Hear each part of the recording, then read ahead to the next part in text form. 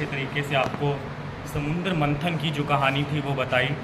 देखिए, हम सभी जानते हैं कि राहु और केतु क्या थे, है ना। राहु और केतु हम जानते हैं, लेकिन कुछ बच्चे आज जान पाए हैं, हम भी आज जान पाए हैं कि राहु और केतु बने कैसे। तो यही हमारा मकसद है कि आप ऐसी ऐसी चीज़ों को देखिए, यहाँ पर आके सुनिए जो आपके ज्ञान में वर्धक हो। अब मैं हांडा सर को स्टेज पे इनवाइट करूँगा कि वो आएँ और अपने 2 शब्द कहें बच्चों से।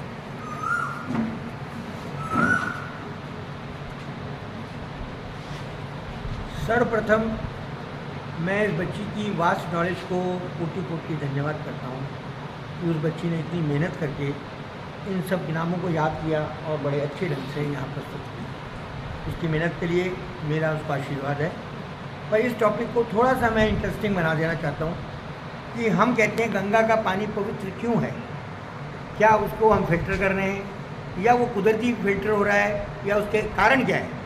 तो हमने और अभी भाजी ने एक किताब लिखी है, गंगा झरझर बहता गंगा का पानी। उसके अंदर हमने ये सभी रीज़न दिए कि हम गंगा के पानी को पवित्र क्यों मानते हैं। अभी आपके सामने कुंभ का मेला हुआ, इन बातों को सुनिए, ये सभी इन्हीं में से निकल कर आ रही हैं कि अभी कुंभ का मेला हुआ, इतने लोग आए, अहोड़ी बाबा आए, सब ने उस कुंभ के अंदर अपने आप को स्नान करते हुए पवित्र पाया। ऐसा क्या कारण था।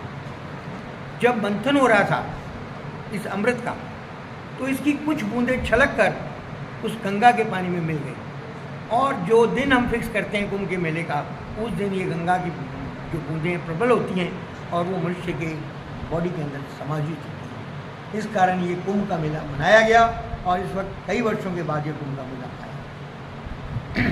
इसके साथ साथ गंगा का पानी पवित्र हम क्यों मानते हैं कि आप ये सभी जानते हैं कि जो मनुष्य तप करते हैं, या आप ऊर्जा के सिद्धांत को मानते हो या लाम सिंह रापा के तिब्बतियन के सिद्धांत को मानते हो, तो ये कहते हैं कि मनुष्य की नाभि से एक किरणें निकलती हैं जिसको फिजिक्स के अंदर हम कहते हैं मेटाफिजिक्स। क्या है फिजिक्स के लेक्चर, वो किरणें जो मेटा के रूप में, जिनको हम इलेक्ट्रॉनिक रेज कहते हैं, वो हमारी नाभि से पूरे हिंदुस्तान के अंदर, पूरी दुनिया के अंदर जाती हैं।